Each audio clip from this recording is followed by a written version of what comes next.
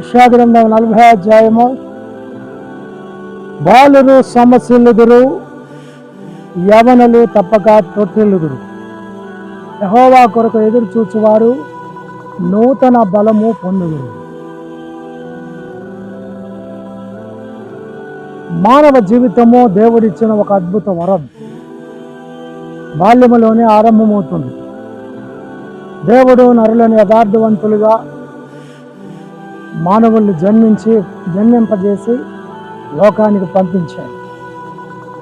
బాల్యం మొదలుకొని యవనం మొదలుకొని కౌమారం మొదలుకొని వృద్ధాప్యం, దేవుడు దశలుగా మానవుడికి అనేక దశలు ఇచ్చి మానవుడికి అనేక అనుభవాలు నేర్పించి మానవుణ్ణి వికసింపచేసి అభివృద్ధి చేసి తన మహిమను తనకిచ్చి, తన బలమును తనకిచ్చి, తన జ్ఞానమును దేవుడు మానవుడికి ఇచ్చి లోకములో జీవింపచేయాలని దేవుని ఉద్దేశమై ఉన్నది.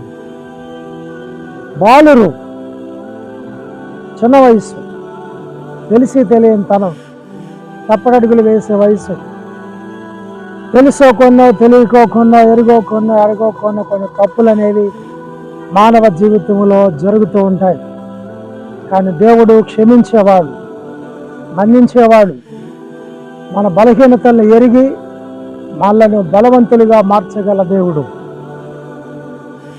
యవనులు తొట్టిల్లిపోవటం అనేది సహజ లక్షణం.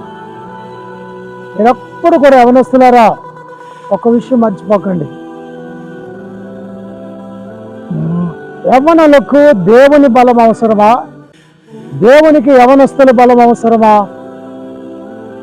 వీళ్ళు అనేక మంది యవనస్తులు యేసుక్రీస్తును నమ్ముకుని యవన కాలంలోనే బాప్తిసం తీసుకుని బైబిల్ చదువుతూ మందిరాల్లో వాడబడుచు, పాటలు పాడుచు, వాయిద్యాలు వాయిస్తూ, వాక్యం బోధిస్తూ సువార్త ప్రకటిస్తున్నట్టున్నారు.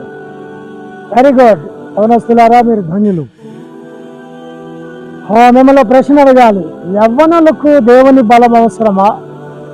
దేవునికి యవనస్తుల బలం అవసరమా? ఎప్పుడు ఒక విషయం మర్చిపోకండి. యవ్వన కాలము అనేక ఇచ్ఛలు, అనేక శోధనలు, అనేక తప్పుడు ఆలోచనలు, అనేక తప్పుడు మార్గాలు, కొన్నిసార్లు మన దృష్టికి ఎంతో మంచిగా కనిపించేవి అవి మన జీవితాన్ని పాడు చేసే పరిస్థితులు కొన్నిసార్లు మనం చవి చూస్తూ ఉంటాం. యవనస్తులు కొన్నిసార్లు అవి అర్థం కావు, వయసు అలాంటిది కాబట్టి. అయితే యవనేచ్ఛలను జయించాలి అనే ఆశ కలిగిన ప్రతి యవనస్తుడు యవనేచ్ఛలను ఎప్పుడైతే మనము జయించడానికి ప్రయత్నిస్తామో మన తలంపులు కానీ, మన ఆలోచనలు కానీ, మనలో ఉన్న ఇచ్ఛలు కానీ, మనలో ఉన్న పాపపు కోరికలు కానీ, ప్రేరేపణలు కానీ మనము జయించాలంటే దేవుని బలము మనకెంతో అవసరం. ఎందుకంటే దేవుడు ఎప్పుడు బలవంతుడే. దేవుడు మానవుని బలము కొరకు ఆయన ఎదురు చూసేవాడు కాదు. ఎందుకంటే ఆయన బలవంతులకే బలవంతుడు కదా. దేవునికి మన బలము అవసరమో లేదో తర్వాత విషయం, కానీ దేవుని బలముతో మనము నింపబడినప్పుడు మనము లోకేచ్ఛలను జయించగలం. దేవుని బలం ఎలా దొరుకుతుంది చెప్పండి? లోకాల ప్రార్థనా జీవితం ద్వారా, వాక్యాన్ని శ్రద్ధగా ధ్యానించటం ద్వారా, వ్యర్థమైన వాటిని మనసుకు రాకుండా వాక్యముతో నింపుకోవటం ద్వారా దాన్ని జయించగలం. కాబట్టి యవనస్తులకు దేవుని బలం ఎప్పుడైతే కలిగి ఉంటారో వారి లోకాన్ని జయించగలుగుతారు. యోసేపును తీసుకోండి. దేవుని బలం మీద ఆధారపడ్డాడు, దేవుని సన్నిధి మీద ఆధారపడ్డాడు, దేవుని మీద ఆధారపడ్డాడు, లోకాన్ని జయించాడు. తనకు ఎదురైన స్త్రీ వల్ల కలిగిన ఆ పాపపు ఇచ్ఛను విడిచి పారిపోయాడు. దేవుడు అతను విడిచిపెట్టకుండా తగిన సమయం వచ్చినప్పుడు హెచ్చించాడు, గొప్ప చేశాడు.